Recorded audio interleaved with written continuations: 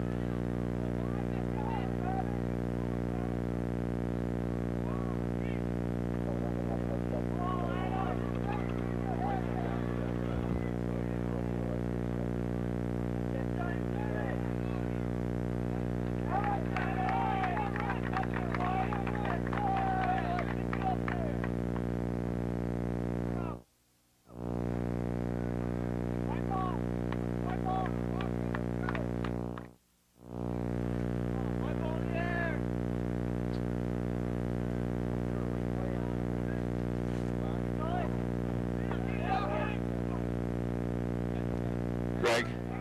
Greg? Greg?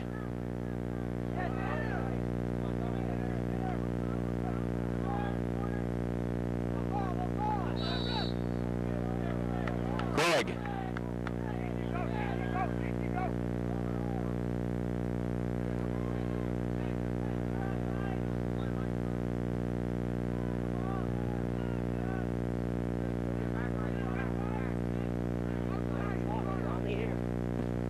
Let them talk, you're on the air. But in the meantime, we'll use channel 3. See if we can get it working. We got it so we can do this. I'm going to start unplugging things. Let me know what happens.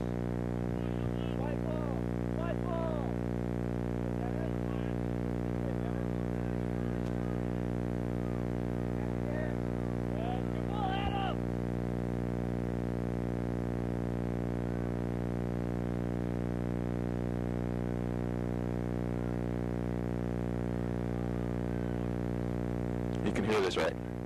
This is fine, right? It's okay? Okay.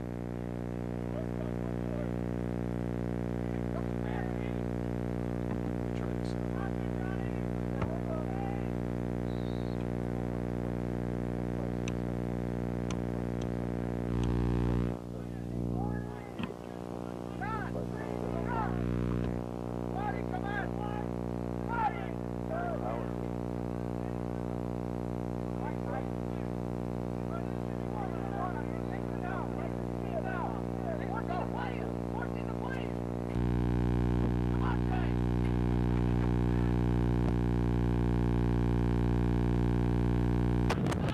One, two, three, four, five, six, seven. You do hear that?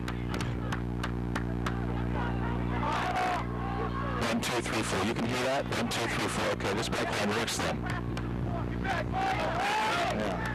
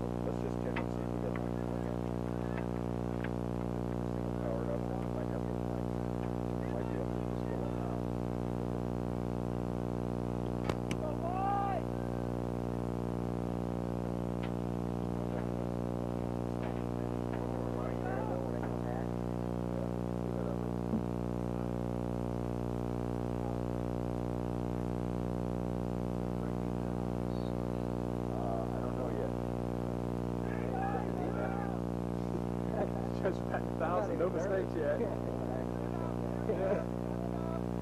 What's up?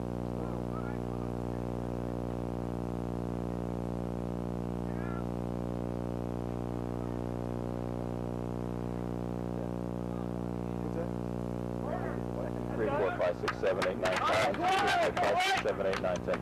You've got audio now, right? Okay, now wait a minute. Talk to him, Brian. See if you got Brian. 5, 6, 7. 1, 2, 3, 4. Okay, you guys are on. I'll just start talking and we'll just pick you up as soon as we can. Okay. Introduce yourselves in this way, fellas. All right, here we are at the IPFW soccer field for a match today between Northern Kentucky and IPFW. I'm Brian Pfeiffer, and my partner Eric Kissinger helping me out today doing the broadcast. What's happened so far, Eric? Well, about 4 minutes into the game, we had a quick strike from number 8. Over here then, huh? What did you want to do? It was 22. Strike. I think the pass came from number 8, Craig DePew. Right.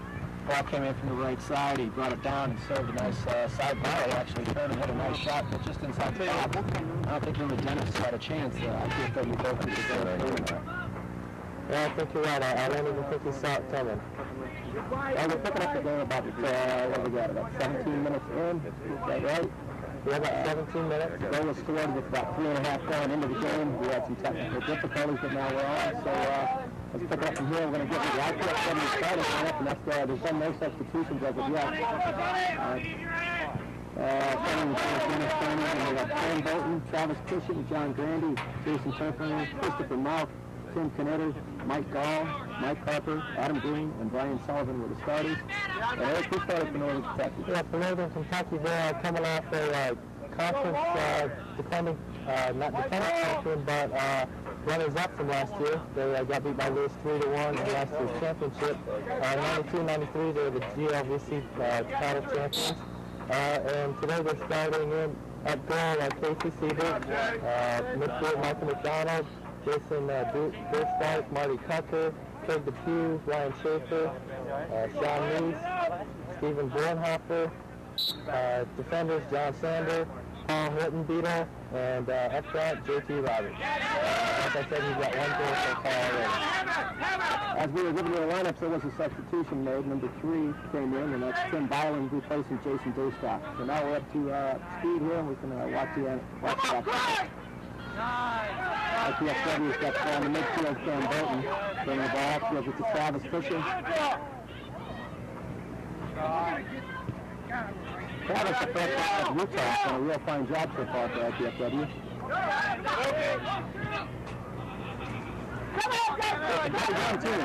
lot of freshmen for IPFW, and not just a lot of freshmen on the roster, a lot of starters. So they're looking for a lot of young guys to contribute, don't you think? Yeah, exactly. You can tell that Coach Stankiewicz has really worked with the young players to try to build that high level of consistency, which we're not seeing a whole lot of it comes on and it goes off sometimes. Like last week, we saw him play Eastern Michigan, Division I school powerhouse, beat them 1-0, only to come home and lose to Philly University 3-1.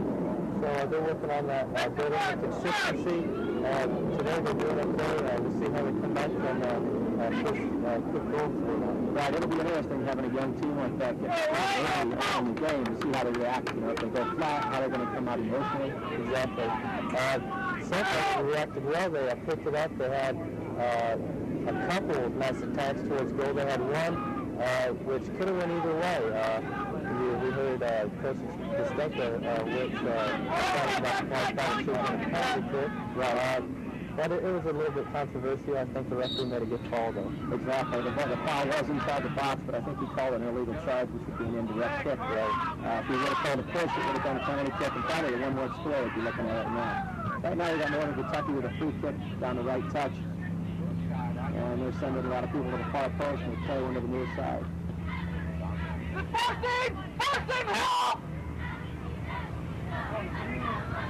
got the linesman with the flag up there. I think the ball was out. Like the referee saw I believe you're right. Clark Anderson, the middleman, is looking to his linesman right now. I think they're trying to get this straight, whether it is a penalty kick or the ball is already out. And they did straighten it out. It was, the ball was already out, so they are going with the goal kick there. So we're going to have a substitute. Number 13. That's Warren Connor, I believe. Yeah, Warren Connor, midfielder, freshman from Maryville. And he plays Cam Bolton. Cam Bolton came on.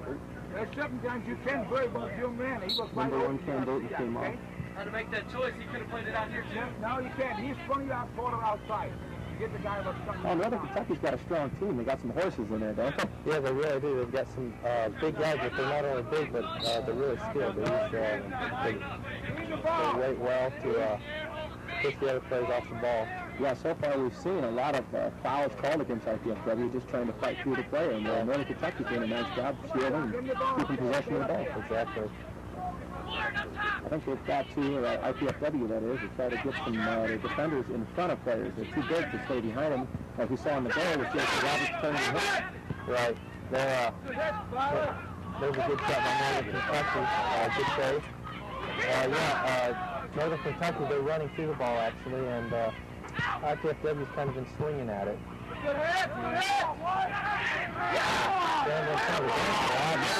trying to say that the ball was in, and I believe it was, as the, oh no, he's pointing offside.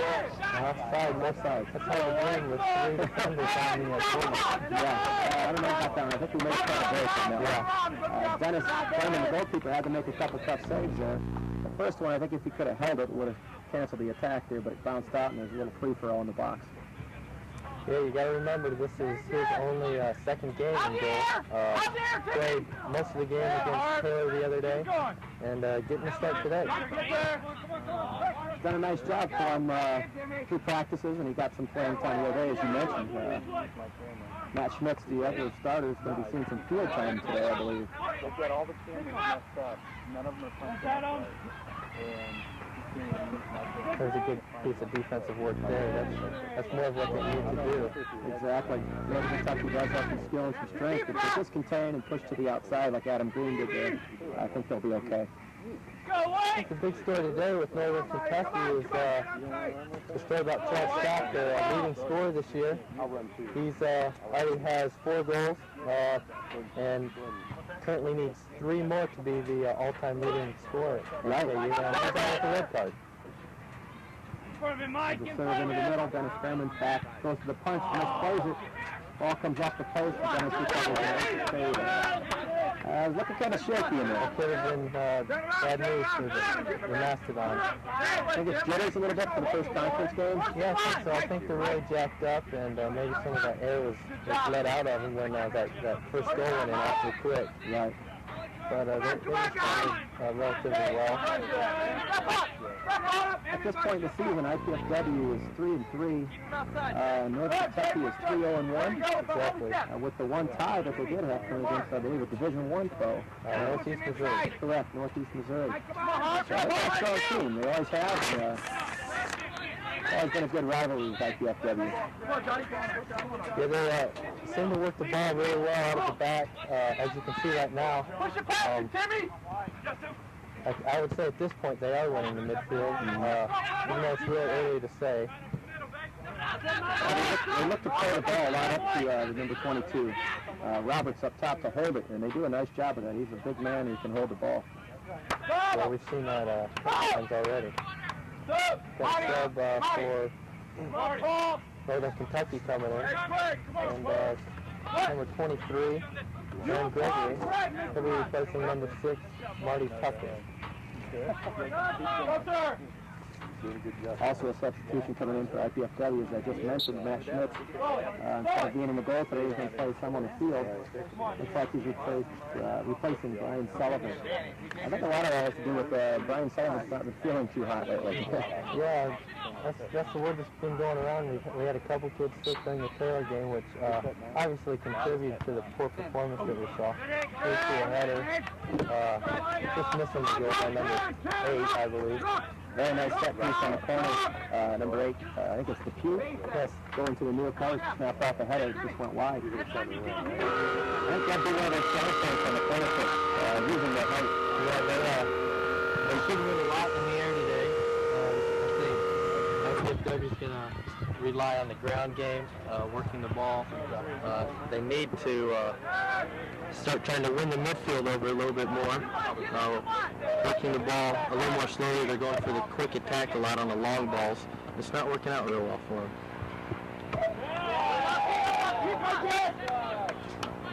Here's a good piece of defensive work by the inspirational leader and the playmaker, Mike Harper. Got a substitution. That's Gabe Vahoski coming in replacing Tim Canetta. I think Coach Stefankos is trying to keep some fresh legs. They had a tough weekend. 2 big victories up in Michigan over Saginaw Valley and Eastern Michigan. And then came back with the letdown, as you've mentioned, against Taylor. So I think he's got to get some fresh legs in, and he has been doing that often.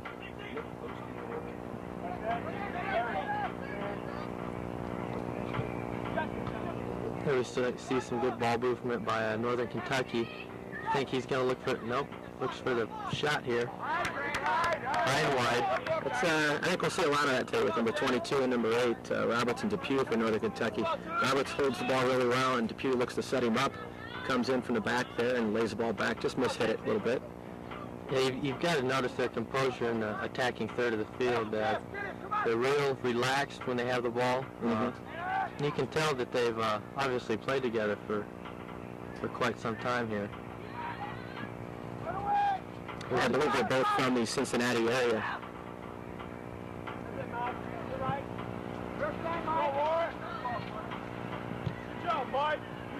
Kind of a little bit of kickball going on right now. Not much possession. So see what IPFW can do here in this possession.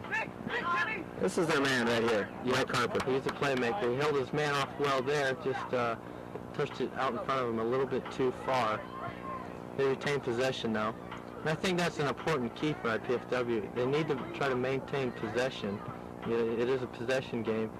Like I said earlier, they have tried to work on that high level of play, which we haven't seen a whole lot of yet.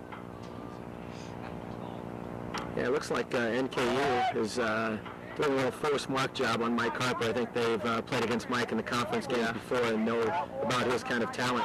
They had, I think it was number 5 in on him earlier, and they gave him a breather with number 3 coming in now to match up with Mike. We'll see how that matchup goes. Yeah, and they're looking at their bench here. It doesn't get a whole lot shallower. I think they're going to just move guys in and out on him all day. It'll be a rough day for him. See how he responds to it. Nice job by Jason Turfel here on the touch on number 22. There's a Mastodon foul there. The free kick in the box. Now, Dennis fielded that cleanly. I think he needs to do a lot of that today. Yeah, he came off his line without hesitation there, and you're right, he needs to do that.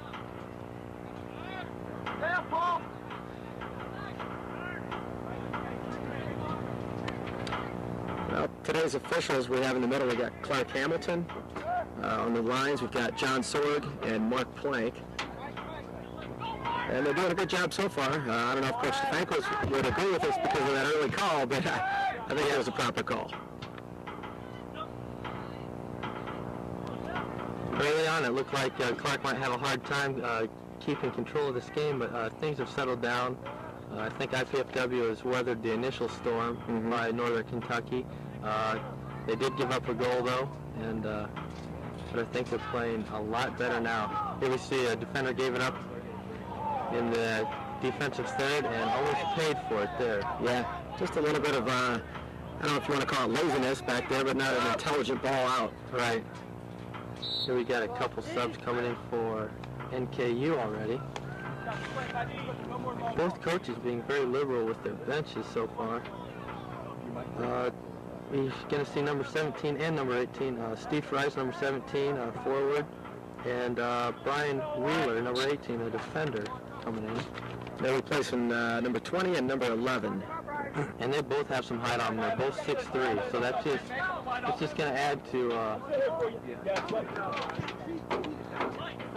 their height on the field.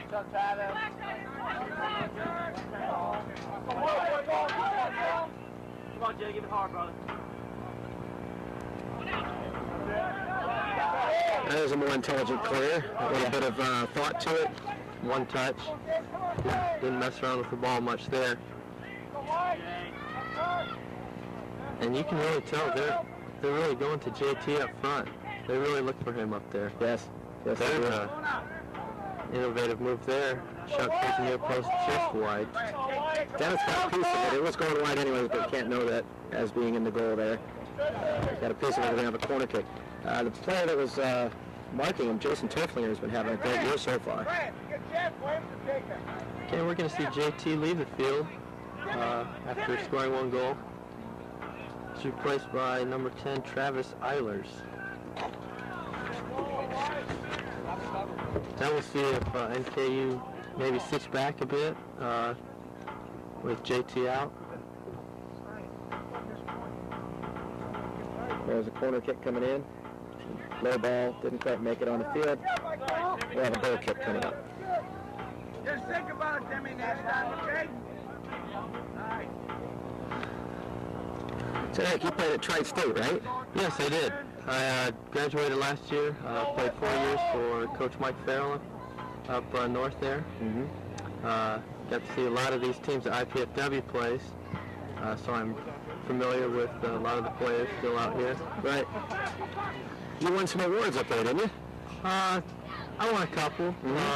I was selected to the All-American team as a junior, and last year I was an academic All-American, so saw a couple of awards. Being a little bit modest, huh? Yeah, I won a couple. Yeah. You're a fantastic player. I've had the privilege of watching you play. Thank you very much.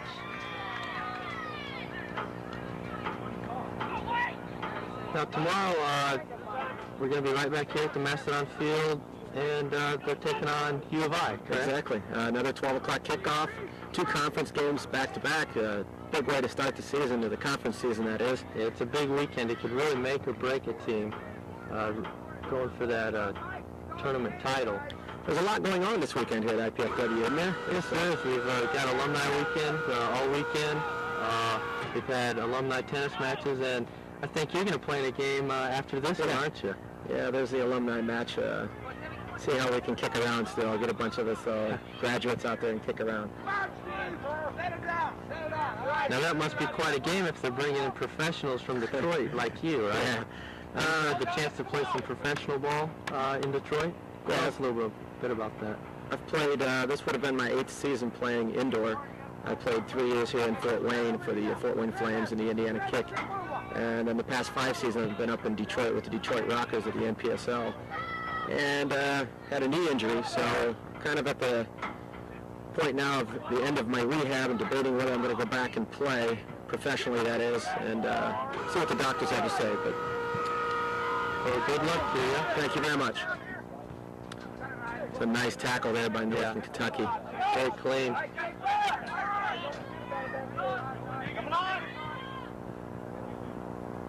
Nice little 1-2, yeah.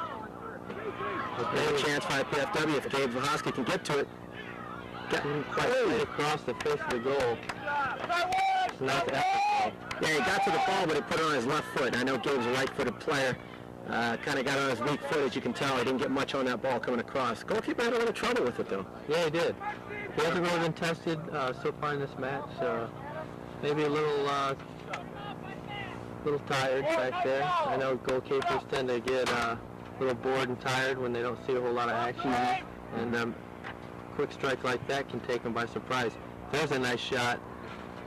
That was from about, what, 40 yards out? Just over the top, too. Dennis kind of had the heart flutter there for a second. Then he got back in time to watch it go over.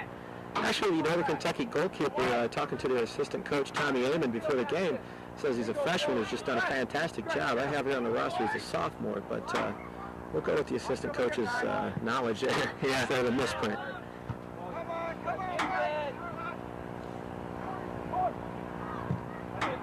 Now Northern Kentucky's shooting from everywhere. There's another shot. High and wide again. As you can watch, Dennis German there kind of pleading to his defenders, please, someone stop the ball and make him go backwards. Northern Kentucky's just having a lot of chances. It can really be frustrating back there for a goalkeeper if their defense is letting a lot of men run through. I've got 10 minutes to go, approximately 10 minutes that is. The official time's being held on the field by the head referee, Clark Hamilton. The score clock that you'll see every once in a while across the field is an unofficial time just to give us an idea. There's Travis Cushing trying to play a ball across. It gets cut out, and we'll have a throw in for IPFW. I think IPFW has really responded well after that first goal. They've had a couple attacks here, playing well in the midfield. Not so well in the back, though. I agree. There's a nice flick on. There's a great opportunity. This high. Yeah, Matt Schmitz takes the long throw, and gave a Husky slip-heads it on to, I believe it was Adam Green running through. He just had to lunge for it to get a chance on it and knock it over the top. But a real nice play there. It's a play that they work on all the time in practice. They had it set up with this flick on.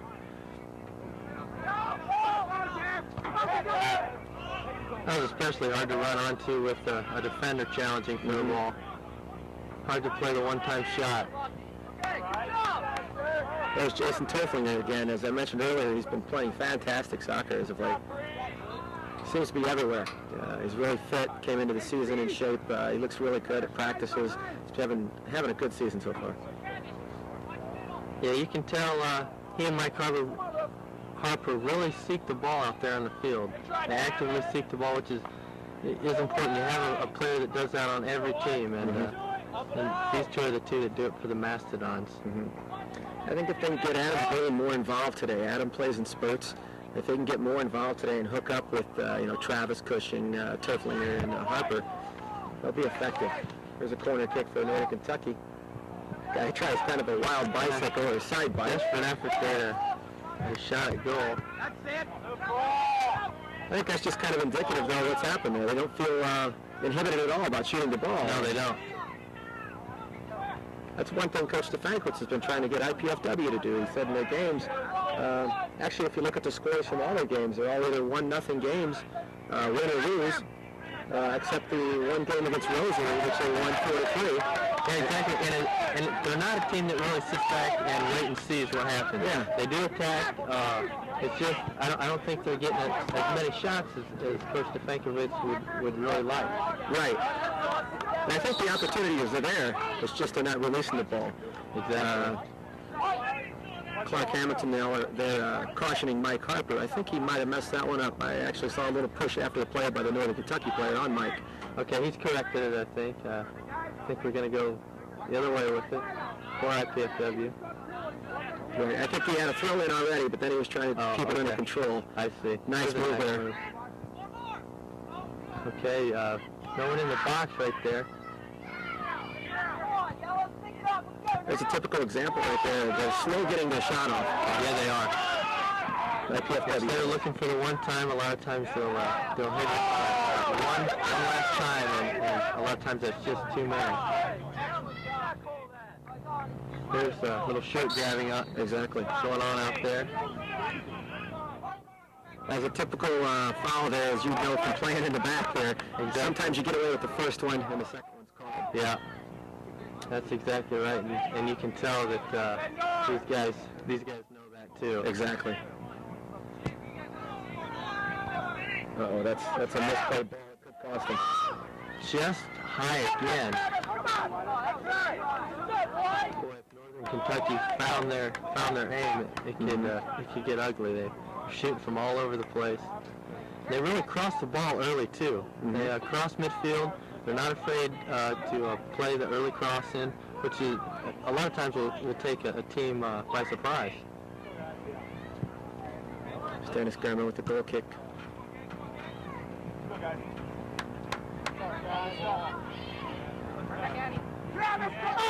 There's another serve, as you just mentioned it. They're not afraid to serve it early, and they did. They served the ball for the right flank. Dennis Garman starting to look a little bit more comfortable in there. There's a dangerous chance here for IPFW. Oh, Mike Harper didn't quite get it under control. Swarming defense back there. If you saw that, after he had beaten one guy, he had three behind him. Still to beat. I think you're going to see that all day with Mike. If he gets a one-on-one chance, you're going to hear the Northern Kentucky coach going after somebody out there. Exactly. They know Mike, and they've played against him. He's one of the most dangerous players in the conference.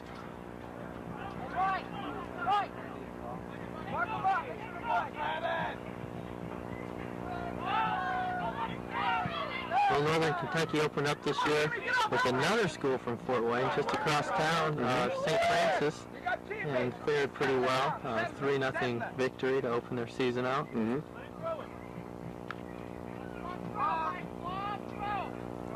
And St. Francis is not a bad team, so that's not a bad side at all. That's going to be a real game when, maybe that should have been caught. I tend to agree with you there. But yeah, it's a big rivalry, St. Francis and IPFW. Good game to come out and watch, support the Mastodons. When is that game being played? Is that later in the season, a home game for them? Yeah, I think it's near the end of the season. Okay. Last year, St. Francis, I think, beat them for the first time 2-1. I'm not sure where the game was at, but not either, actually. I think the players will remember, and they'll remember the score. Yeah, we were, when I played here, it would have been 83 through 87. I remember St. Francis back then had a decent team, but we were pretty strong ourselves. We were 4-0 against them. We played them once a year. It was kind of a late challenge here by John Grande out of Utah, on number 17, I believe it is, from Northern Kentucky. I think you're going to see John Grande really stepping up his plays as the season goes on. He's done really well. There's a nice save. That's where his height is really advantageous for the Mastodons. Dennis is looking a lot smoother in there now. I think he's feeling a little bit more confidence.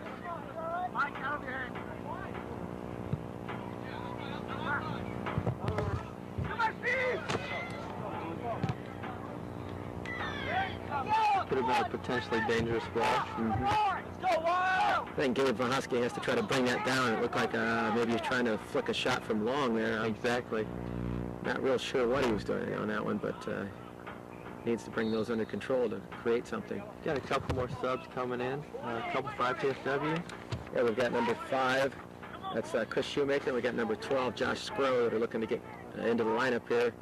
Northern Kentucky substituting number 35. Number 35, you don't see that number very often on the soccer field. I'll tell you what, he's not even on the roster. That's how deep their bench is. Exactly. He's going to replace Steve Bornhofer. I think at midfield. The substitutes for the Mastodons will have to wait till our possession on a throw in here to get into the match. Now, is that a new rule, how they do substitutes? I'm not sure. They have in the past done end lines only, goal kicks and such, but I think So now the current rule is your own throw-ins and end lines? Right, possession. But I believe once you're out in NCAA competition in the first half, you're not allowed to come back in. Yes, that's how it was last year. Once you're out, you can't come back in the first half. However, in the second half, you can go out and come back in one time. Right, you have a re-entry, correct. There's a playmaker for Northern Kentucky, number 8, setting up a play. Well, here's the 35, the no-name guy gets the ball in the middle.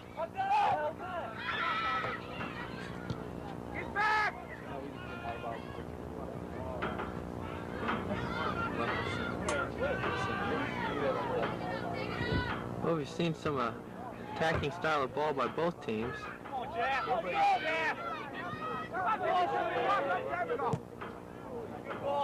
See if he can run that one down. Just a little bit too much pace on the ball for him to catch it. Matt Schmitz, Eric, Matt Schmitz has done a nice job so far of doing a defensive role in the front runners of Northern Kentucky. Being a normal goalkeeper, he's doing a real nice job on the field. Yeah, he's a big, strong kid, doing well out there. Kind of had his hands on his knees there during the pause and play. Maybe a little winded, but still doing very well. Pressure him!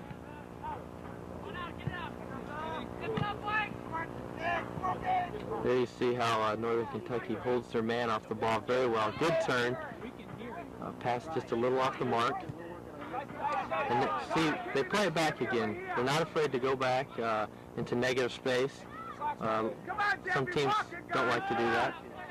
Obviously, Northern Kentucky doesn't have a problem with it.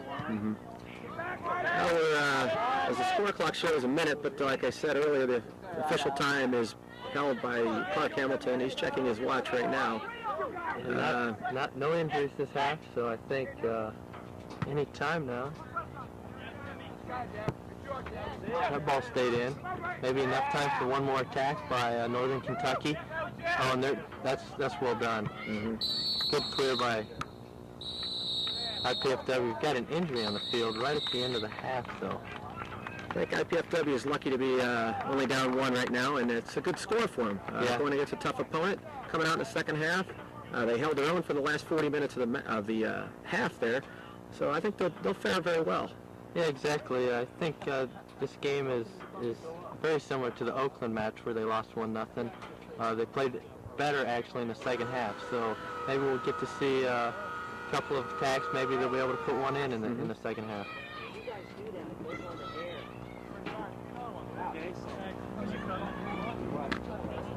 What about yeah, the microphone picks up the motor. See how's it going there?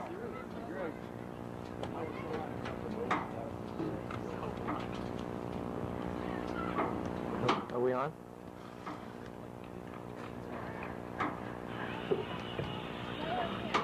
Oh. Yeah. I don't know what You're supposed to be doing a halftime. Yeah, I'm supposed to do the halftime thing. All right. We've got nothing.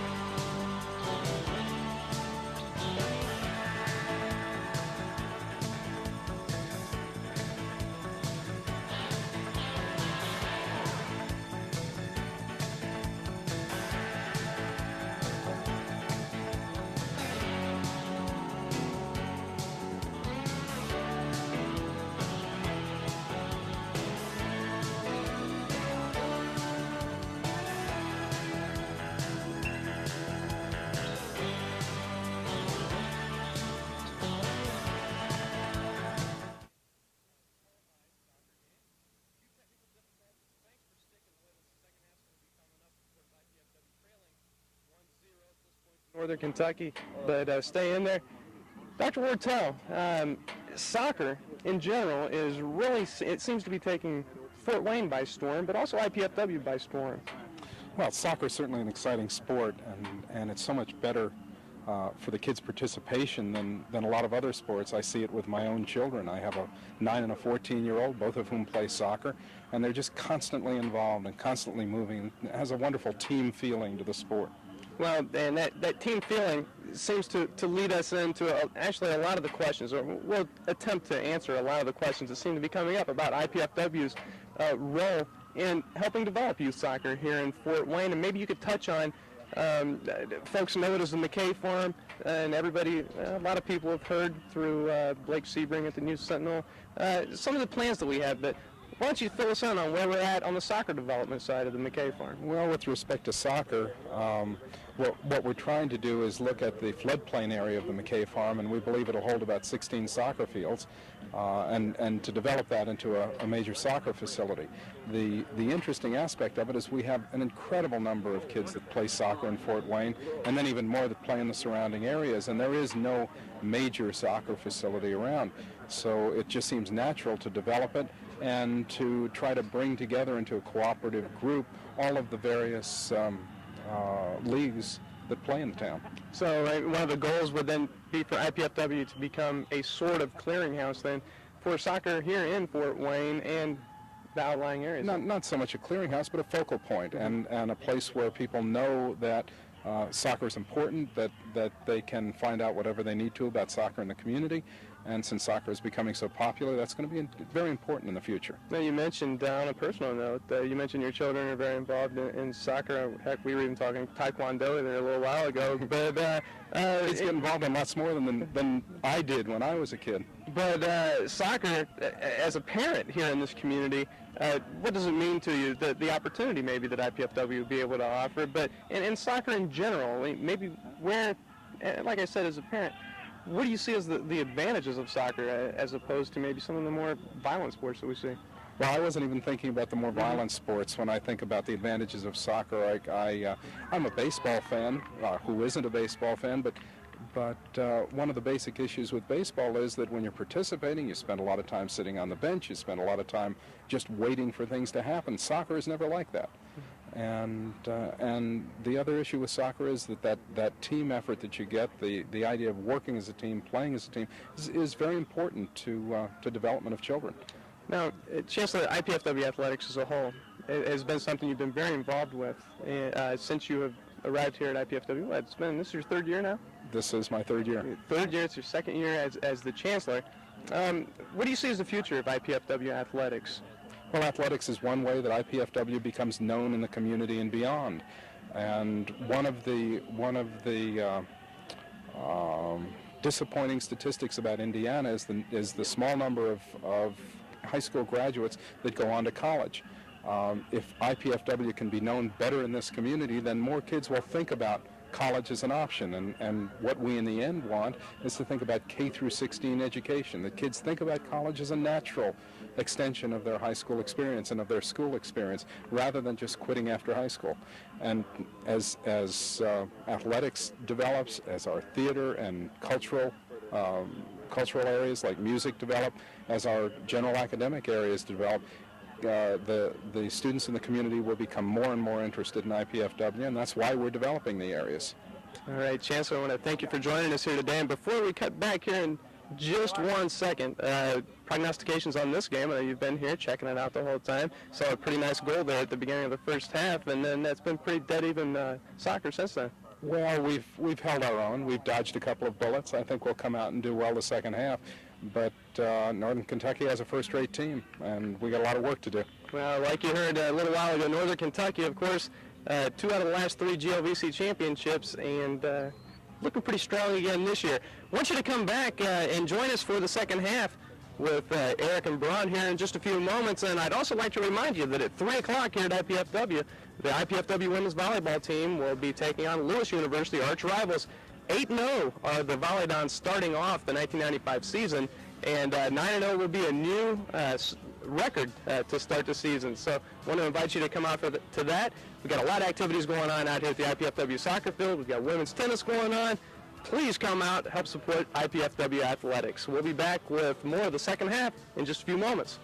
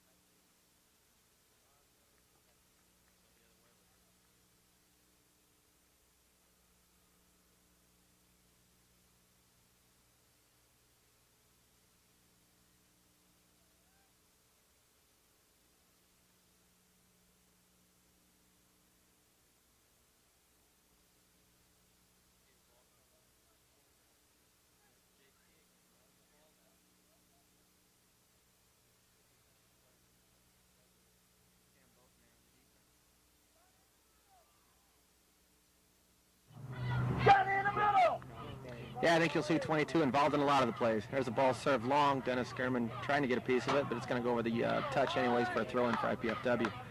I think you're especially going to see Northern Kentucky pressuring the attacking third this half. As you can probably hear their coach yelling words of, I don't know if you'd call it encouragement, but I don't know. What do you think that does to a team when they feel pressured that they have to score? Do you think it brings their level of play down, or it actually opens their eyes and works in their favor? I think you see a lot of open play when that happens because you start stretching the field out and you get more space. And as you know from being a player, the more space and time you have, more things can happen out there. That's why it's a beautiful field to play on here. You know, you've got the size, and when you are getting pressured, you've got space to work with. You know, from playing on some smaller fields when you go to some other universities and such that don't have the nice facilities that we have here at IPFW, it can get congested and you get into more of a kicking match. Exactly. Yeah, this field measures right about, I think about 115 and 75 in width, and the pitch is beautiful this year. Not a lot of bad spots on this field.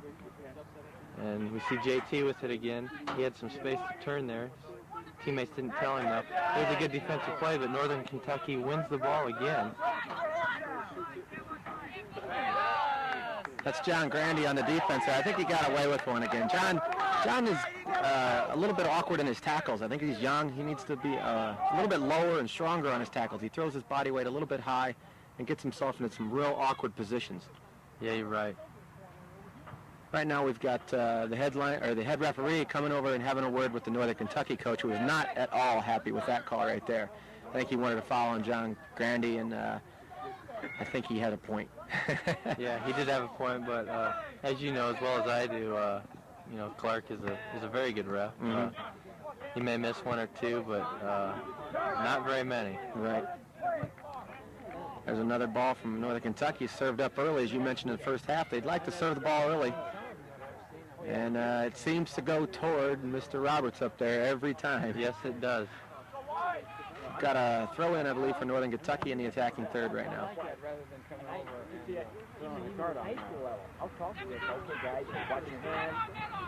That's Chris Malk, freshman from Canterbury High School here in Fort Wayne, at the defensive play and a long shot. There's the long shot again by Northern Kentucky. You could hear Coach Stefankiewicz yelling for the ball to get wide early to Cam Bowton, who made a run out to the touch, but Dennis Skerman elected to play long on a punt. There's a nice ball through. See what he can do with it. He's going to cut it in. One-time cross. That's a great ball. I think it might have hit NKU's player's hand, but they're going to call it a goal anyway. But the initial ball was just beautiful. Exactly. Good attacking run. Yeah, the one that freed him up on the side, then all he had to do was play it across the mouth of the goal. I think that all could have stemmed right there, too, when I mentioned Coach Stefankiewicz wanting the ball early out to touch to someone's feet, Cam Bowton's, and Dennis Skerman played a long ball that got won by Northern Kentucky and knocked down right back down the right touch. They brought it down to the end line, served a ball back on the ground, or a driven ball, I should say, that got knocked in. It was kind of a sloppy goal, but a nice setup to it. Yeah, he made a good point there, too. Northern Kentucky is winning everything in the air. It's really, if you have a free ball to play it out to someone's feet, it's really ridiculous to kick a 50-50 ball, which NKU's been winning all day in the air. Right. And a lot on the ground, too, the 50-50 balls on the ground. So hopefully they'll learn from that little mistake. I know it'll be brought up probably next week sometime. Yes. As you mentioned it earlier, going through the lineup, you look down Northern Kentucky's lineup, you got 6'3", 6'3", 6'3", 6'4". And there's the goalie. Sorry to interrupt, but the goalie bobbling the ball again. Second time he's touched it, and second time he's bobbled it. Go ahead. Yeah, that was. So I think we need to get the ball on the surface and play a little bit more there. And we'll still be in the thick of things here. It's 2-0 right now in Northern Kentucky, with both goals coming from J.T. Robertson. Look who has the ball. Roberts. That's a great ball played across. Well done by the goalkeeper. And there he's playing it out to the player's feet, which he needs to do, but there's no support there for him to go anywhere with the ball. Exactly, and we mentioned that, I believe, at halftime about how we're trying to get numbers up. And there's a foul right there by Adam Green. It'll result in a direct free kick outside the box. which is a very dangerous situation here for Dennis German and the IPFW Mastodons.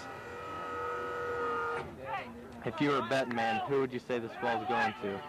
Well, I'm not sure, unless they're playing in the air. If they're going in the air, it's going to JT, but it's a direct, and he's going to shoot it. Dennis made the save, but couldn't hold it and knocked it over the end line for a corner kick. I would agree with you if it's a served ball that they're looking for JT Roberts, but on a direct, they've got their specialist. Was that number 8 that hit the ball? Yes, I believe it was. And that's their other playmaker. He's one that sets everything up. And here's Northern Kentucky again controlling the ball at midfield. No room in the middle, though. There's a good steal. Good leave by Northern Kentucky.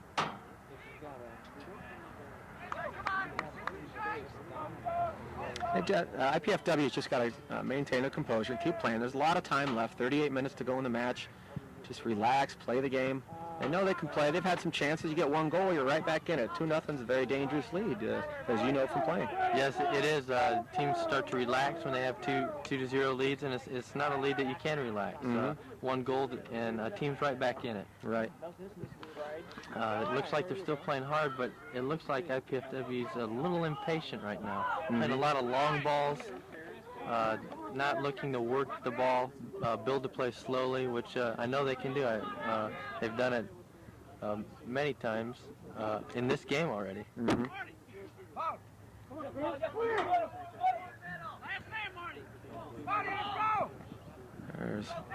There's a foul that got let play on by Clark Hamilton. Northern Kentucky keeps possession.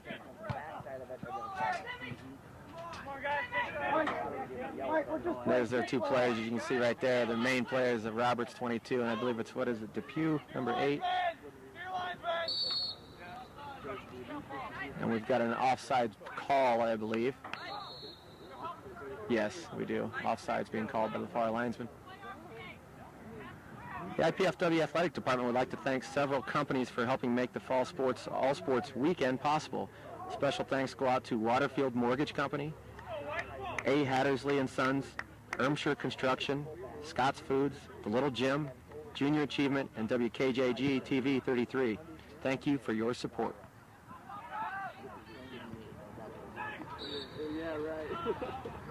This will be a real test for IPFW. See how they react to a 2-0 deficit.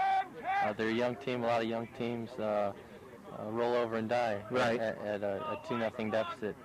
They're doing okay now. Got a direct kick here. Think it'll go on goal. I think they're going to try to serve a ball to the post here where Mike Harper's at. It didn't quite get up in the air. It's got cut out. John Grandy not real happy with the way he served that ball. I'm sure his teammates aren't either. Yeah, it's really frustrating when you finally get a chance. You've been working for all game, and just something unfortunate like that happened. There's a ball that everybody on the field thought was going out, and it stayed in the corner. Christopher Mauck being alert, bringing the ball up through the midfield. That's what they need to do. Play an early ball to a target man, and that's Tim Knitter coming back making a nice play. And they've got width on the other side. Exactly. If they can do that early, they'll get some attacks out of it. Mike Harper couldn't quite run that down. Played the width nicely on that. Got a throw in. Northern Kentucky again with possession. Again, tomorrow IPFW plays again here at the Mastodon soccer field at 12 noon as they host the University of Indianapolis, which is another conference school. So it's a big weekend for the Mastodons.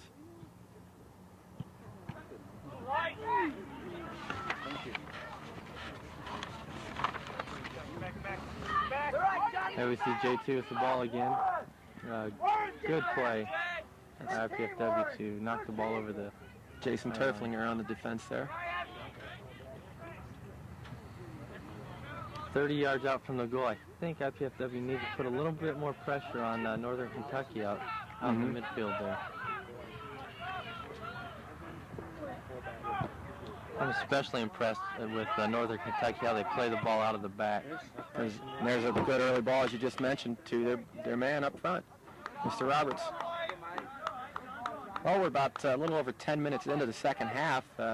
Same result as the first half. Early in the half, Northern Kentucky with a goal, and that's where we stand right now at 2-0 with 10 minutes to go, or 10 minutes in, I'm sorry, in the second half.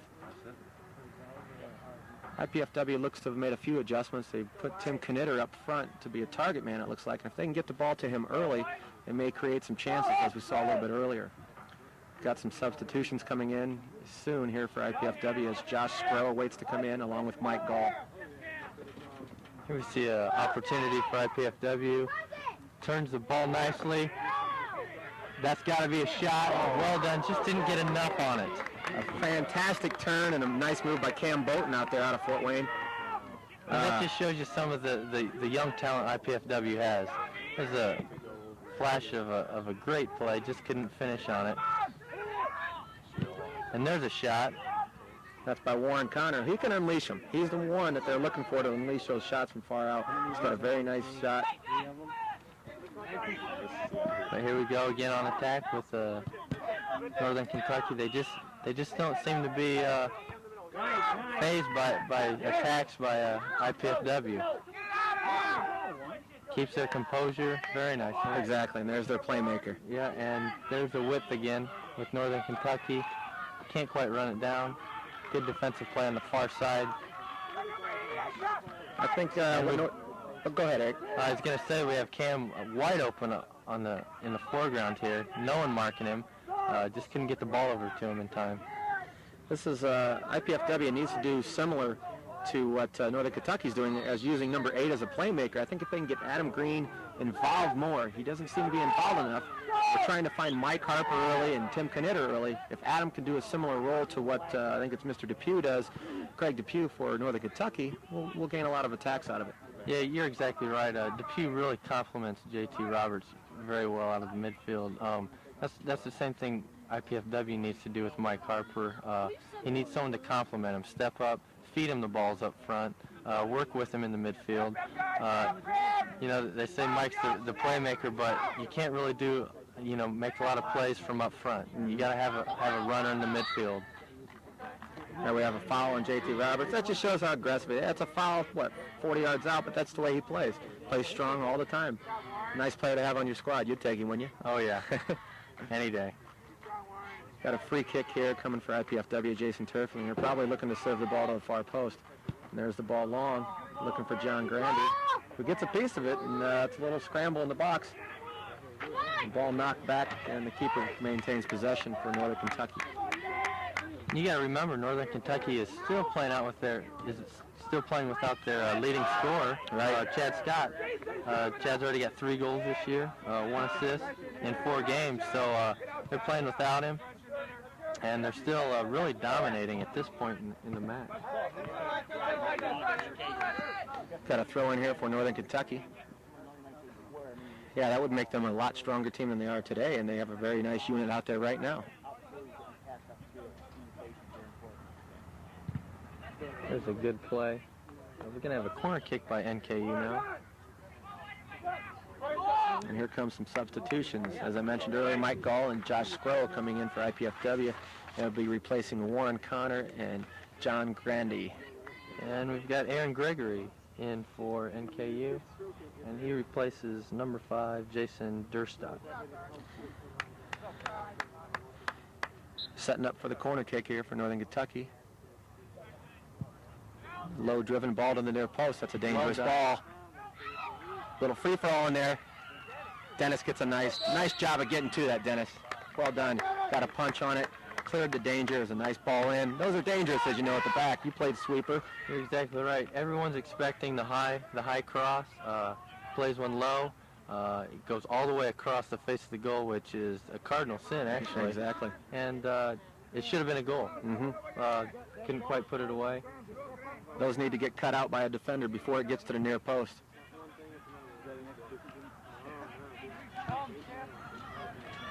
Even the balls there that are being played forward by IPFW they have a purpose. They're trying to find a target man, but they're not good serves. If they can get a good serve up to his feet, you see there's another lofted ball in. Those balls are going to get cut out by NKU with their size. They can get it on the ground, as Cam Bowden did the one time. They got it on the ground, took 2 players on, and had a brilliant chance at goal. He just didn't put enough on the finishing touch. You see some nice ball work now, a switch of a field. This is what IPFW needs to do on a consistent basis. They need to relax, play the ball on the ground, and that'll come. They're a young team. Exactly. You can't expect them to pick it up the first couple weeks. I think you'll see that a lot more in the second half here, especially being down 2-0. Here's a ball cleared, and I believe it's a throw-in, not a corner. Looks like a throw-in. That being Christopher Mount coming through from the back from his sweeper position. I think you'll see him make some runs being down 2-0. You're going to need some numbers in attack. As you can see there, the ball gets put in, and you see 5 yellow jerseys and 1 white. Comes NKU's number 6 down the right side on the counterattack. And a nice tackle, I believe, there by Mike Gall. Not in the opinion of the Northern Kentucky contingent, but the referee is letting them play today. As you know, Clark lets them play. Yeah, he likes to see a physical game. Doesn't take a lot of mouthing back to him, but really keeps control of the game.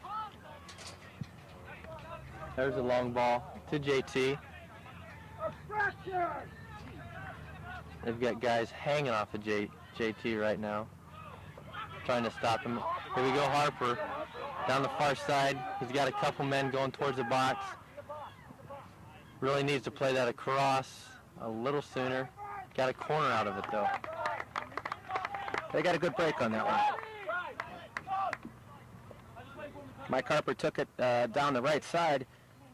Finally, they got some numbers going into attack. They had 2 guys in the middle of the box, but Mike couldn't quite get the serve off, but they earned a corner kick.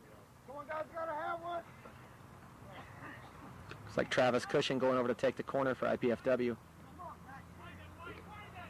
Now, what kind of strategy would you use on this corner kick? Knowing that you're not going to win a whole lot in the air, would you maybe go for a short corner, maybe a flick on? What do you think the smartest thing is to do against a huge Northern Kentucky team? I think you have some options, a lot of options, especially the strength of IPFW is probably on the ground. You may want to look to run a short corner, or you may want to try a driven ball to the near post. You don't have to be a big man to get on to the end of those. Right. As you saw, Northern Kentucky's their own corner kick, the one that we mentioned earlier that slipped through the middle, that would be a proper kick, I think, for IPFW to get a better chance on net. And there's a foul going IPFW's way. Let's see what we can do with this. We need to try to tuck one away, I'd say, before the 10-minute mark to have a chance in this one. It's 2-0. Got about 26 minutes to go in the match. And Jason Turflinger looking to serve a ball. As an attacker, what kind of reaction would you expect?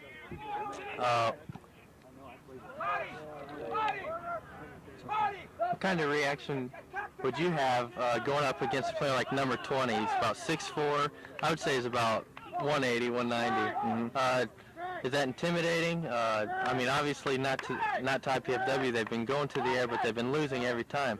I think the smartest thing would, work the ball on the ground around him. He's not the quickest guy on the field, but very strong in the air. Still somewhat intimidating, though. Yeah, I agree. It's, I think, a driven ball here. You get to the near post on these balls. If they can get a ball to the near post driven, I think that's where they're going to have the best chances. You're not going to win against those horses in the air in there. IPFW making some substitutions. I believe Gabe Vahoski entered the lineup for Tim Knitter. And also, who else went in there? Still, the goalkeeper has not really been tested to this point. We've got 25 minutes left. Still a nice shot over the goal. Mike Gall, I believe, here. Still, the goalkeeper hasn't been truly tested. They don't know what kind of hands he has, and really that's something you need to decide in the first 30 minutes of a game. Exactly. If you looked at that ball where he played it was on the near post. I think if you bring him to the near post, it's going to be a misplayed ball by a defender. It's a lot harder, as you know, to field a driven ball than a floating ball that you can get your head on. Travis Cushing plays a ball to the near post, which is they're doing now, and they're going to gain some attacks out of this. And then he mishits one over the top. But they're getting some chances there. Casey, too late. All right, come on, JT.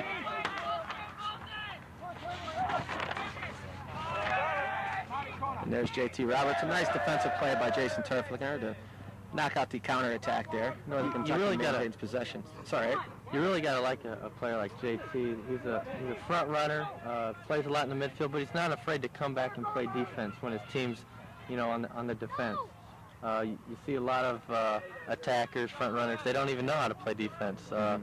This guy is a full package. Yeah, he is. He's an all-around player. That was a nice attack by Northern Kentucky. Matt Schmitz did a little bit of Cardinal center defense, trying to commit to the ball about 30 yards out. Number 6 turned and beat him. Went down the end line, and I believe Dennis Gurman came out and made a nice save, and we end up with a corner kick. Again, there's a low-driven ball to the near post, and that's what IPFW needs to do on their corner kicks, and get somebody on the end of those. It doesn't matter how big you are, you can get to those.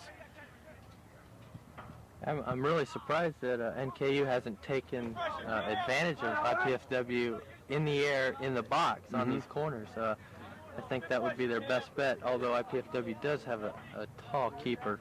Right.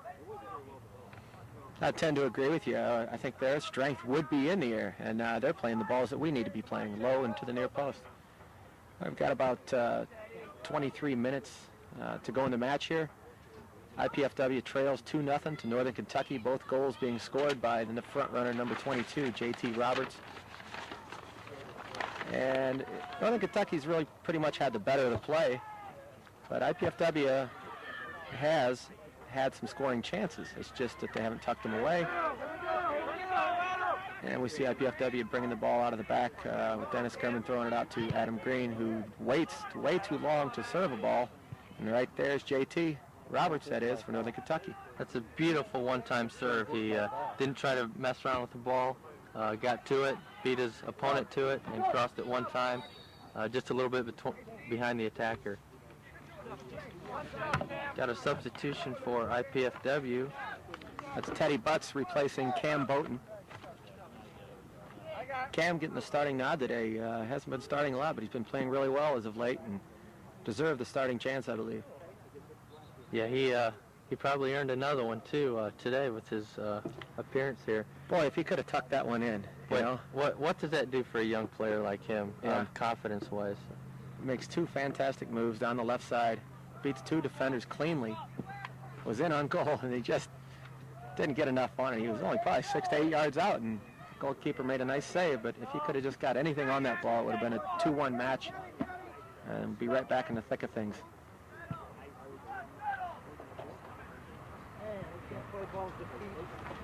And Northern Kentucky looking to get their substitute in. That's number 8, Craig Depew. He's their playmaker in the midfield. You'll see Craig setting up Roberts, I believe, up top a lot, as we saw earlier.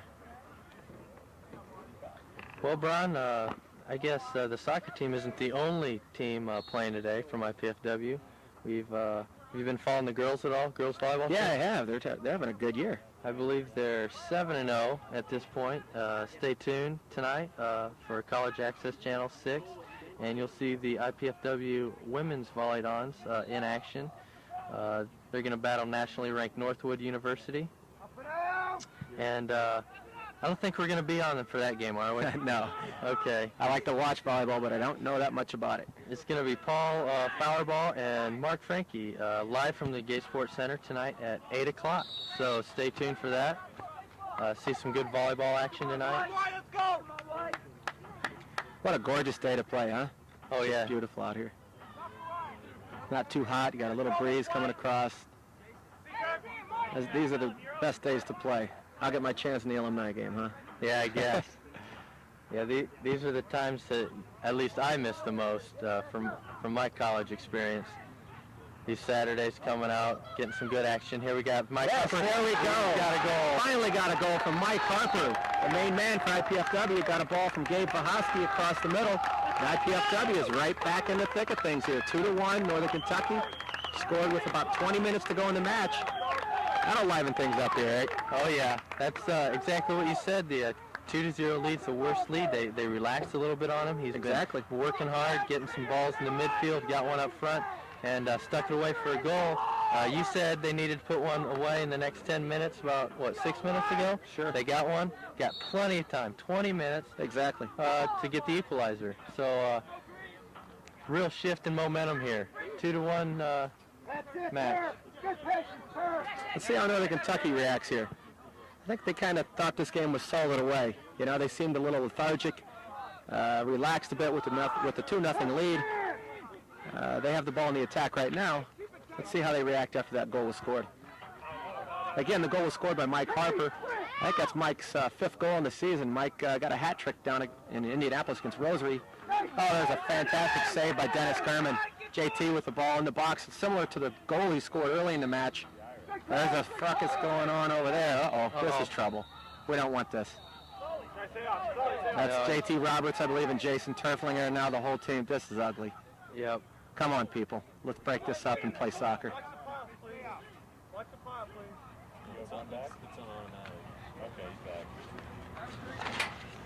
You have all people, JT in there, really good player. That kind of surprises me that he would do something like that. Just the fact that usually those players are really smart about those things. Right. The referee can't catch all the fouls, but usually he'll get most of them. As I said earlier, it'd be interesting to see how they react to the goal being scored, and they're looking a little frustrated. Looks like a red card being issued to both players. That's Jason Turflinger and JT Roberts for Northern Kentucky. So they're going to lose a player each. I'd say that's a toss-up, you know, whether you want to lose who. Either way, obviously, you know, NKU is losing their top player, but we're losing one of our top defenders there. So I think what happened was JT is getting a little frustrated. Jason Turflinger's been doing a force marking job on him. And, you know, as being force marked throughout the game, you get a little bit frustrated from all the shirt pulls and the pushes and the tugs. And it just kind of boiled to a head right there. I think after the goal was scored, you know, he kind of thought, we're still in the thick of a game here now. It's not over with. And then he got a little frustrated when Turf was all over his back. So we're trying to get things squared away here. We got about 19 minutes left to go in the match. IPFW trails Northern Kentucky 2-1. And the referee's sorting things out here, I believe, with the captains. Really got to commend both teams. That was a potential bench clear. Yes. Looks like they ran over to try to pull them apart. Could have got really ugly. Didn't know. Clark did a good job breaking it up. Clark Hamilton, the referee, did as always. Yeah, so we're going to go 10 on 10 here. The way it was meant to be played. Open up some more space. I think actually we might see some more scoring opportunities, even though Northern Kentucky lost probably their best offensive threat. I think this is advantage IPFW, actually, with the 10 on 10.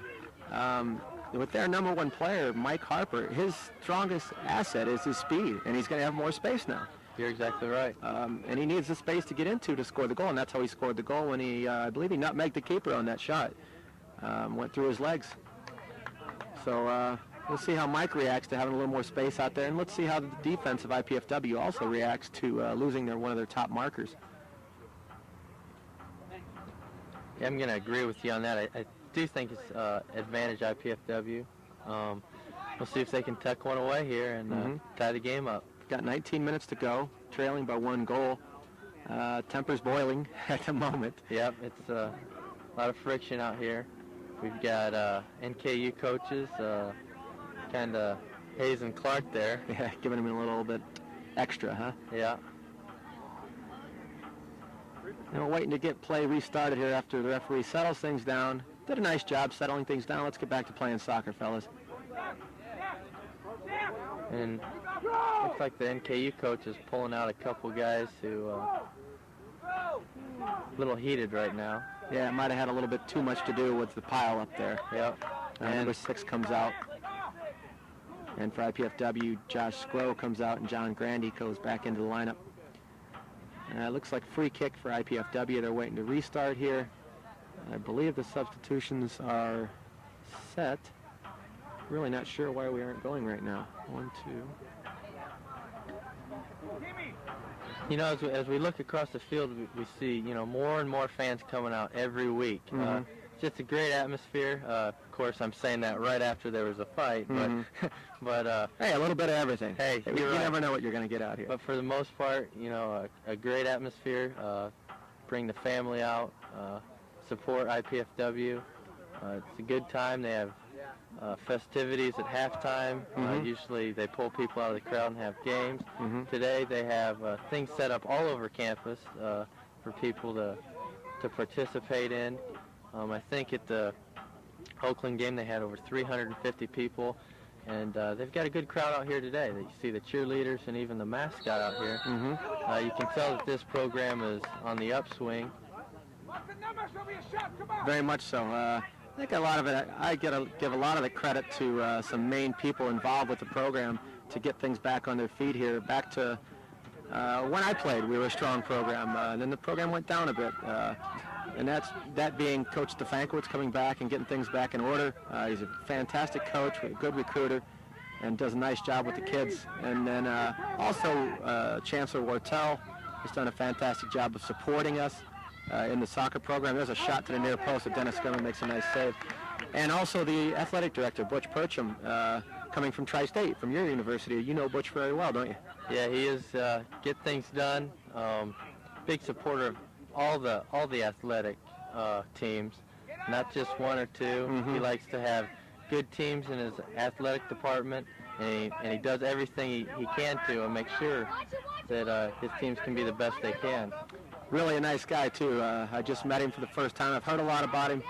There's a shot again that sneaks through. Dennis Skerman, and I believe it was tucked into the net. I can't catch the number there, 23. The ball slipped through the goalkeeper, and a little sloppy goal coming through in the middle there by number 23 of Northern Kentucky to make it 3-1. That could be a backbreaker. Yeah, you can tell there's a little confusion. A couple guys didn't get goal side of their man. As a result, the cross went through, and the guy standing right on the line to tuck it away. Not much anyone at that point could do about it. It was too late. As you can see, the IPFW goalkeeper kind of standing there with his hands in the air, wondering where his defense was. Northern Kentucky coach a little bit upset. There's a discrepancy on the time when the clock was stopped for the red card. Again, the official on the field has the official time. It's not the scoreboard clock. That's just a reference for the players, fans, and us broadcasting to give us some kind of clue of how much time is left in the match. IPFW brings the ball down. Nice attack. Oh, ball knocked over the top by Travis Cushing. Nice ball back from Adam Green. A good attack. Who knows? You know, they score that now. It's 3-2, back and forth. You're exactly right. Great pass here, right in our foreground to free up the winger there. And that's, again, Adam Green involved in that. If they can keep Adam involved, I think he's a key playmaker similar to number 8 for Northern Kentucky, Depew. There's a nice shot. Dennis fields it cleanly and distributes early to Tim Knitter, who looks to be in trouble there. Nice defensive job by number 9. A little bit of jostling there after the tackle. A little shirt pulling, jostling, yep. Well, again, Northern Kentucky falls asleep on their defensive third after a goal. Could have costed them dearly there. And they're a fairly experienced team, too, looking through the roster and talking to their coach, Tommy Amon. A lot of juniors, junior-oriented team, with some freshmen filling in here and there, but basically an experienced team. And a serve into the box that Dennis Skerman can't field cleanly. It's getting a little chippy out there right now, I believe. Yeah. As you can see, the NKU players on the bench were all up right near the sideline. Coach is sitting them down right now. I think they're wanting a piece of the action. It's a little bit chippy. Starting to get a little rough. As you know, Clark Hamilton, the head referee, tries to let them play all the time, and usually that works out to the benefit of the players. They like that. But after the little ruckus we had earlier, you may want to try to tone things down a bit and make an early call on some of these. We'll see how it goes for the last 15:45 left in the match. Again, IPFW trails 3-1 to Northern Kentucky. This is the first game of a 2-game set of conference matches. Tomorrow, IPFW hosts University of Indianapolis at noon. So bring the family out. Come out and watch a game. It's a great time. Ball down the left side, and Matt Schmitz looks to be a little too strong, headed for Tim Knitter. And some substitutions coming in. Cam Boughton coming back in for IPFW. 22, Brian Sullivan, and number 9, Elvis Nomovsky. Elvis is first action of the day, actually.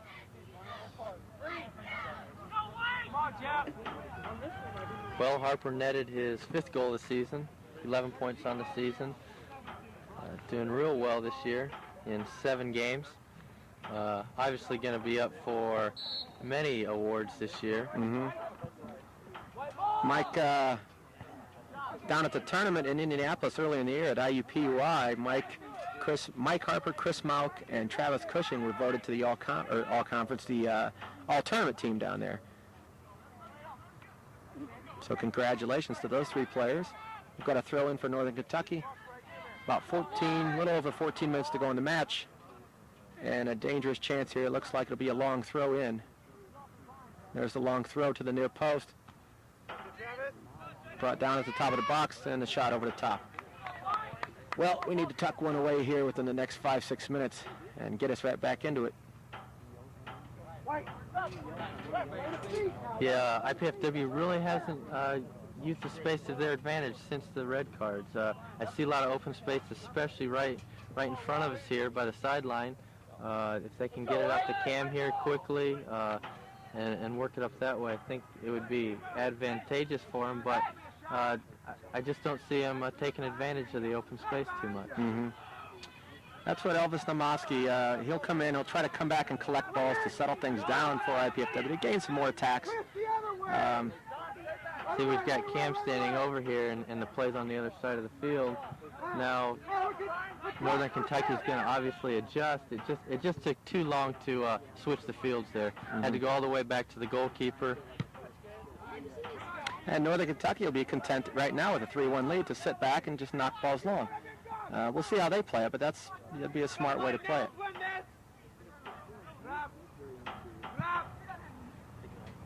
I can't say enough, again, as I mentioned earlier, some of the main people in bringing around the soccer program back to prominence, and the coach Stefankowitz and the athletic director Butch Percham and the chancellor and just everybody involved in the athletic department here has just done a fantastic job of getting the program going again back to a higher level. And as I said, you call him Butch Percham, you don't get introduced to Mr. Percham. He's just a great person to meet. Butch, he's going to be flipping the burgers and the hot dogs after the alumni game out here at the cookout. So you're going to come over and have some food? Oh yeah, you bet. That's one thing about Butch. He's the AD, but he's not afraid to get his hands dirty. He'll help anyone out with anything. He's out here helping Jimmy, the facility manager, with the field. All kinds of stuff, and that's another person that's really done well this year with the field. Jimmy's done a great job, looks great. Him and the grounds crew. Yeah, it's a pleasure to play when you can step onto a nice pitch and it's flat and it's grass everywhere and it's not chopped up. It's really fun to play the game then. Yeah, you and I have both played on those fields that are just nightmares. Yep. This field was brand new when I was a freshman. My first year here at IPFW was the first game we ever played on this field. We played Notre Dame. Had a big match, had a big crowd out here, and we won 1-0. And back then they didn't have TV, right? So or cars. Exactly. So we've got a couple substitutes going in for NKU. Looks like a couple re-entries. We're in already this half, maybe just one. Number 10, Travis Eilers. Travis Eilers looking to go back in the lineup here. Well, in case Travis loses his jersey today, we can find his number. It's right on the back of his head. He's got an interesting little do there going for him, doesn't he? Yeah, that's not good though when the referee's looking for you for that number 10. A lot of times you can pull the shirt off before he, but not with that haircut. There's Adam Green involved in the play for IPFW. Northern Kentucky, again, just dumping the ball, playing smart. You know, maybe pull back one of their front runners with a 3-1 advantage. Yeah, you can tell they're not concerned too much with attacking. There's a good, safe ball to the corner. It's going to take a lot of time off the clock. Even if he did run it down, he could go towards goal. Really a good ball. Had a lot of space there too. They're opening up the space due to the red cards. There was an offsides called there. Northern Kentucky not real happy with the call. It looked like when the ball was played, the player was onside. And I tend to agree with him, actually. The ball was played, and he ran from behind. looked to be in an onside position, but right now we have a stoppage for an injury. Number 23 is coming off the field. It's going to be replaced number 10, Travis Eilers. So the restart here coming off to the offsides call. And I believe IPFW got a break on. Yeah, I think a bit of a break. It looked good from here, but that's why I'm not wearing the black shirt today. That's right. That's a tough call, you know. It's one of the toughest calls in sports is to judge an offsides call. That's right. When the ball's played, you got to have 2 defenders between yourself and the goal you're attacking. And you're relying on a linesman 60 yards across the field. Here's an attack from Northern Kentucky. A nice ball through. Nice attack. Yeah, you just got to like watching soccer like that. You know, even though it was against IPFW, that's just beautiful to watch. Quick passing. Everyone knows where everyone else is going. Great run right through the middle, too. Yep. Who was it got that goal? That was the number 13 or 11? I'm trying to... I believe it was 13. 13 coming through? Yeah, that was Steve Bornhofer. Okay. It's a midfielder, sophomore from Cincinnati. Okay. Well, like we said, this is the first live broadcast from IPFW soccer field. And with that, we'd like to thank all the people that made it possible, and that includes WKJG TV 33 for donating some of the equipment and making the live coverage possible. Thanks again, and thanks for your support for IPFW Athletics on Channel 6. A lot of this couldn't happen without the sponsorships that we receive and the generous help from WKJG. One in particular, the Waterfield Mortgage Company. I've coached Randy Waterfield, that's Mr. Waterfield's son, in some soccer before, and they're big soccer people, so it's good to see them supporting the IPFW program, and I'm real happy about that myself. Yeah, you really see the community starting to get behind this program, and that's what a college program really needs to thrive. And Mike's on sides. He looks like he might have a one-on-one. He's getting cut off on the far post. Plays one across. It's run down. Another cross. Travis hits it one time. No good. There's Travis. That was Mike Gall earlier that hit. Mike Gall. Travis puts it away. We've got a 4-2 game. Seems like NKU scores one and falls asleep for a while. Yeah, they really do. They seem really talented, but they seem to have a lot of letdowns after a goal. They seem like they're going to put the game away, and then next thing you know, IPFW is right back in it. We've got 8.5 left unofficially by the score clock. That makes it 4-2. Travis Cushing on the goal. Not sure who you'd give the assist to because Mike Gall hit the shot, and I believe it was a rebound come back out, was it? Yeah, it was a rebound. So Travis with a nice finish, low into the corner.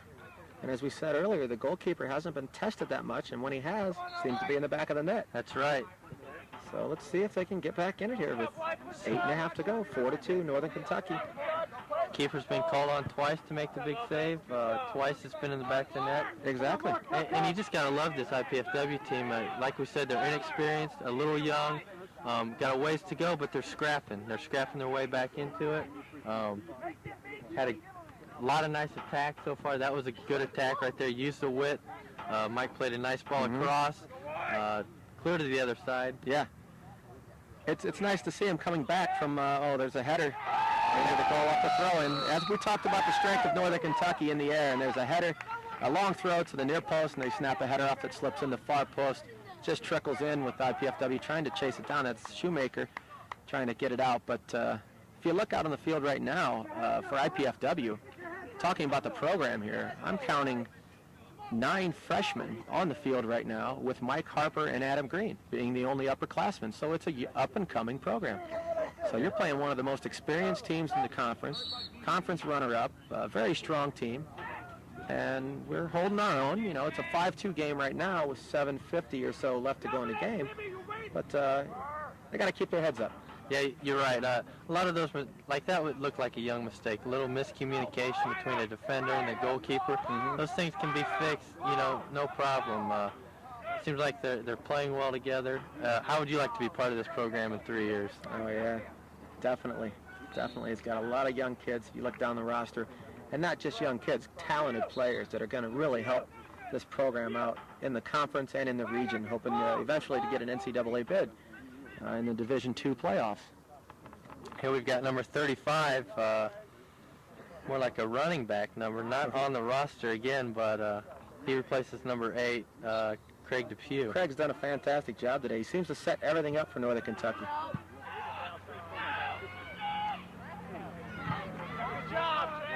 And there's some midfield play here with throw-in going to Northern Kentucky. Well, I think keep your heads up, keep playing hard for the last 7 minutes of this match or so. You've got another big game coming up tomorrow, no matter what the result ends up here, against University of Indianapolis for a conference game. So you got to keep playing hard. That's really a big game for the Mastodons. They drop one here to a good Northern Kentucky team. Conference run. Not yet. You're right, not yet. 6 minutes.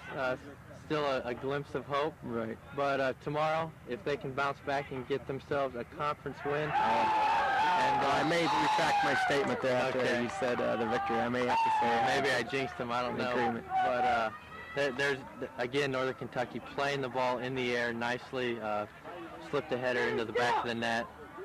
That was number 18, was it? Snapped the header off. I'm not real sure on the goal there. We had a little side conversation. Kind of got deflected off another defender. Not much Dennis Garman can do on that one. He's a freshman goalkeeper, and sometimes you can really get down on yourself. You just got to pick your head up.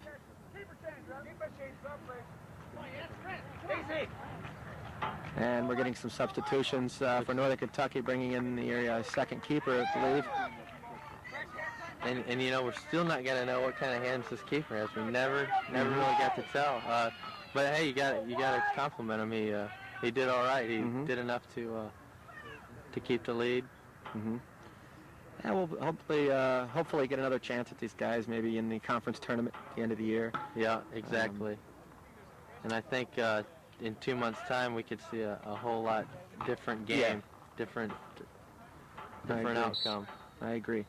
Now, by the end of the season, too, then you're not really a freshman. You know, you've got almost a full season under your belt. You're experienced a little bit more to the college level of play with the physical knocking around that you have out there that you don't have as much in high school ball. And it's an NCAA Division II conference that IPFW plays in the Great Lakes Valley, and it's a tough conference. And for those young players in high school looking to go on and play college soccer, I think this is a fantastic opportunity to play good soccer at a great university and get involved in a nice program with a good head coach and a good following from the athletic department that are supporting it. Exactly. You want to look for a program not just that's winning, has the tradition of winning, but one that's supported by the community and one that's supported by the athletic department. And here, IPFW, look at some of the teams they play. They play Wisconsin Parkside. They just moved down to Division II last year. Actually, a good Division I program. Lewis, a great Division II program. They're a defending GLC champs. So Southern Indiana, another program that came back from Division I back to Division II now. Exactly. In the conference. So they are going to see some tough teams this year. This is probably one of the tougher ones. Even though NKU, I think, was only ranked 4th in the preseason conference poll. That just shows you the strength of the conference also. And if you look at that, and another team that IPFW just lost to last Wednesday, Oakland University is a perennial power. I believe they're runner-ups, Division II overall in the NCAA. Yeah, they dropped that game 1-0, and it was a real tight game. I think if IPFW would have played today like they did against Oakland, it's easy for us to say, but you know, I think it could have been a totally different game. I agree. There's Mike Gall with a free kick. Plays it in. Elvis Namoski. Adam Green's got a chance here. Just couldn't quite get it under control in time to get off his shot. And again, we mentioned that earlier. That's what Coach Stefankiewicz has been having a problem with these guys. They cannot get the shot off in time, it seems. There's the opportunity there. Just the release on the ball is not quick enough. And on that one, in that specific instance, Adam Green just couldn't get it under control. Adam does have a good quick release, but he just couldn't get the controlling touchdown. Yeah, it was a hard ball to control. Northern Kentucky with a throw-in on the far side. We've got about 3:45 left unofficially on the score clock. Again, the score right now is 6-2 Northern Kentucky. An explosion here in the second half of goals. Yeah, there really was. Sometimes you see that with a young team, though. Yeah, that's what we were talking about in the first half. Half the battle is building that high consistency of play. This team, has the ability to play very well, but the fact is you don't know when that team's going to come out. It came out against Oakland. It obviously came out against Eastern Michigan. It came out against Saginaw Valley State. And it didn't come out Taylor, and it came out part of the time today. But in the last 10 minutes, we're seeing the youth of the team come out. And they had a nice attack right there with Mike Harper serving Adam Green. But I think Adam wanted to bring that back to his right foot instead of strike a left-footed shot, and he brought it back, played it back to Gabe Vahoski, and we lost the ball in the attack there. Be slow paced, but it'll be great. How many hands are we alumni There you hear Coach Stefanowicz yelling some encouragement there, trying to keep the heads up, keep things positive. got a big match tomorrow. There's Mike Harper. That's a much better job there. Oh, I don't know if I'll agree with that call there, Mr. Hamilton there in the middle. That guy's way offside. But that seems to be how Northern Kentucky had played all day, by holding the player off, and then we try it and we get a call on us there. So I don't know about that one. Done a good job overall, but I don't agree with that call. Yeah, he's done pretty well. A couple times I've had a couple disagreements. There's one of them.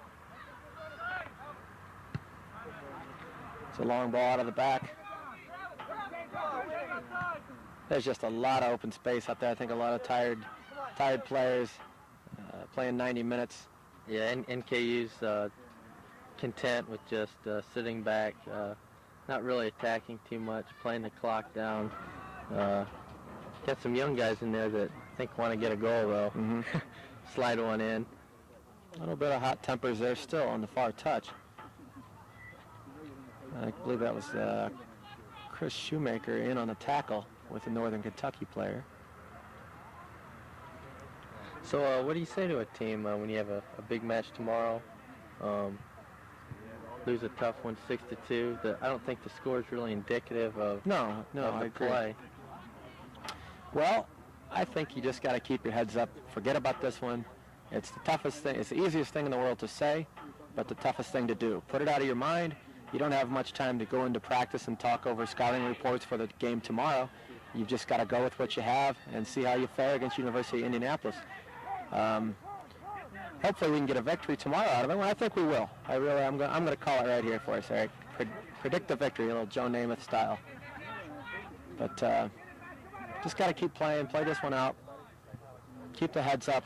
Let's finish with a goal here, Travis. Let's knock one down the field. There's Travis Cushing on the attack, pushes it through, and the goalkeeper comes out of his box to play it. Good play by the goalkeeper. Sure. We've got numbers up front, 2-on-2. Chris Malk there with the defensive play.